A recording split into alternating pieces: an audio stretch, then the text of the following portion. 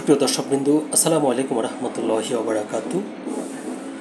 মুরাদনগরের আলোচিত দর্শন কাণ্ড যখন সারা দেশের টক অব দ্য কান্ট্রি, তখন সময়ের সাথে সাথে এই ঘটনার নেপথ্যের যে ঘটনা সেটি ধীরে ধীরে উন্মোচিত হচ্ছে। তো নেপথ্যের কি ঘটনা, চলুন আমরা সেটি জেনে নিই যুগান্তরের একটি প্রতিবেদনে, যেখানে বলা হয়েছে মুরাদনগরে আলোচিত ধর্ষণকাণ্ড, ছাত্রলীগ সভাপতি সুমনের নেতৃত্বে নারীকে বিবস্ত্র করে নির্যাতন ও ভিডিও করা হয়।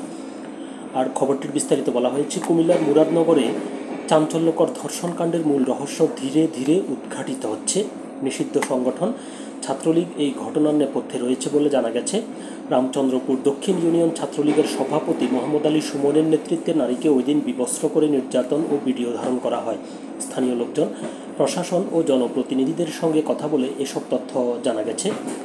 সরেজমিনে ঘুরে জানা গেছে, মুরাদনগর উপজেলার রামচন্দ্রপুর দক্ষিণ ইউনিয়নের বাহেরচর গ্রামের ওই নারীর স্বামী সৌদি আরব প্রবাসী। তার সঙ্গে পরকীয়ার সম্পর্ক ছিল স্থানীয় যুবক ফজর আলীর। সেই সূত্র ধরে গত বৃহস্পতিবার রাতে ওই নারীর ঘরে প্রবেশ করেন ফজর আলী। তাকে ধরতে ছাত্রলীগ নেতা সুমনের নেতৃত্বে কয়েকজন ফাঁদ পাতে। পরে পরিকল্পনা মাফিক নারীকে বিবস্ত্র করে নির্যাতন ও ভিডিও করে তা ছড়িয়ে দেওয়া হয়। এ বিষয়ে রামচন্দ্রপুর দক্ষিণ ইউনিয়নের চেয়ারম্যান গোলাম কিবরিয়া খোকন বলেন, এটা স্রেফ একটা পরকীয়ার ঘটনা।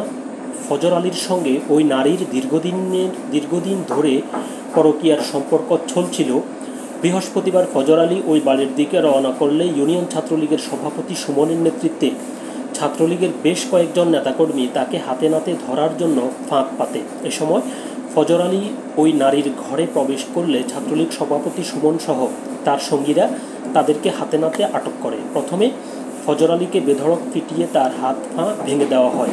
এ সময় ওই নারীকে বিবস্ত্র করে নির্যাতন এবং ভিডিও ধারণ করা হয়। পরে পরিকল্পিতভাবে এই ভিডিও সামাজিক যোগাযোগ মাধ্যমে ছড়িয়ে দেওয়া হয়। আমরা এই ঘটনায় জড়িত সুমন সহ সবাইকে আইনের আওতায় আনার দাবি জানাচ্ছি। পরকীয়ার ঘটনায় জড়িত ফজর আলীর বিরুদ্ধেও আইনি ব্যবস্থা নেওয়ার দাবি জানাচ্ছি। স্থানীয় ইউপি সদস্য আবুল করিম বলেন, আমরা আগে থেকেই জানি ফজর আলীর সঙ্গে ওই নারীর পরকীয়ার সম্পর্ক রয়েছে। আমরা জানতে পেরেছি সেদিন রাতে মূলত ফজর আলী এবং ওই নারী পারস্পরিক সম্মতিতে ওই ঘরে ছিল, কিন্তু তাদেরকে হাতে নাতে ধরার জন্য নিষিদ্ধ ছাত্রলীগের সভাপতি সুমন ফাঁক পেতে থাকে। তার সঙ্গে আরও 10 থেকে 12 জন নেতাকর্মী ছিল। পরিকল্পিতভাবে ওই নারীকে বিবস্ত্র করা, নির্যাতন করা, সব কিছুর নেপথ্যের নায়ক ছাত্রলীগ সভাপতি সুমন। আমরা শুনেছি পুলিশ তাকে গ্রেপ্তার করেছে। তার নেতৃত্বে যারাই এই ঘটনা ঘটিয়েছে আমরা তাদের শাস্তি দাবি করছি। পাশাপাশি ফজর আলীর বিরুদ্ধেও বিচার দাবি করছি। স্থানীয় বায়েরছড় এলাকার বাসিন্দা আবুল কালাম বলেন, ছাত্রলীগ নেতা সুমনের নেতৃত্বে একদল বখাটে দীর্ঘদিন ধরে এলাকায় নানা অপকর্ম করে আসছে। তারা রাতের অন্ধকারে গ্রামের অলি গলিতে ঘুরে ঘুরে শুধু এসব খুঁজে বেড়ায়, কার ঘরে কে প্রবেশ করছে এবং কে পরকীয়ায় লিপ্ত হচ্ছে। এসব ধরার জন্যই তারা ফাঁক পেতে থাকে। এগুলোকে ফিটিং কেস বলা হয়। এসব করে তারা মানুষকে জিম্মি করে মোটা অঙ্কের টাকা হাতিয়ে নিচ্ছে। তাদের বিরুদ্ধে আইনি ব্যবস্থা নেওয়া দরকার। তবে এই বিষয়ে স্থানীয় সংখ্যালঘু সম্প্রদায়ের কয়েকজনের সঙ্গে কথা বললেও তারা বিষয়টি নিয়ে মুখ খুলতে রাজি হয়নি। মুরাদনগর থানার ভারপ্রাপ্ত কর্মকর্তা ওসি জাহিদুর রহমান বলেন, গ্রেপ্তার 5 জনের মধ্যে সুমন রামচন্দ্রপুর দক্ষিণ ইউনিয়ন ছাত্রলীগের সভাপতি। সুমন বাহেরচর গ্রামের আব্দুল হান্নানের ছেলে। আমরা তার রাজনৈতিক পরিচয় এবং স্থানীয়ভাবে তার কর্মকাণ্ড যাচাই বাছাই করছি। মূলত ছাত্রলীগ সভাপতি সুমনের নেতৃত্বে ওই নারীকে বিবস্ত্র করে নির্যাতন এবং ভিডিও ধারণ করা হয়। আমরা গ্রেপ্তার ব্যক্তিদের জিজ্ঞাসাবাদ অব্যাহত রেখেছি। ঘটনার নেপথ্যের কারণগুলো খুঁজে বের করার চেষ্টা করছি। স্থানীয়রা বলছেন পরকীয়া, কিন্তু বিষয়টি নিয়ে আরও অনেক তদন্ত করা দরকার। তদন্তের পরেই সব কিছু বেরিয়ে আসবে।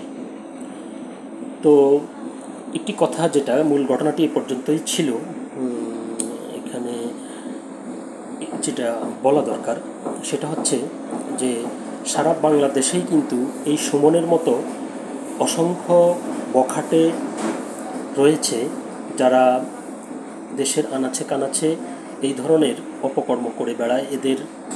এটাকে এক ধরনের ফ্যাশাও বলা যেতে পারে। এই ধরনের বখাটে কিছু ছেলে ফেলে এরা দেশের বিভিন্ন জায়গায় বিভিন্ন এলাকাতে এগুলো করে বেড়ায়। এটি হয়তো মুরাদনগরের ঘটনা আলোচিত হওয়ার কারণে এই বিষয়টি সামনে এসেছে। তবে সারা দেশেই কিন্তু মানে এই ধরনের কিছু বাজে লোকজন থাকে। এদের কাজই হচ্ছে এরা এগুলো করে বেড়ায়। এদের কোনো সৎ উদ্দেশ্য নয় যে এরা ভালো কোনো উদ্দেশ্যে এগুলো করে। এরা মূলত টাকা পয়সা কামানোর জন্য কিংবা কাউকে ব্ল্যাকমেল, অভিযুক্ত যারা, এদেরকে ব্ল্যাকমেল করে মোটা অঙ্কের টাকা আদায় করার উদ্দেশ্যেই কিন্তু এরা এগুলো করে থাকে। তো পুলিশ প্রশাসনকে অনুরোধ করব, সারা দেশেই যেসব বখাটে লোকজন এগুলোর সাথে জড়িত এদের বিরুদ্ধে যেন তৎপর থাকে। তো সকলে ভালো থাকবেন। আল্লাহ হাফেজ।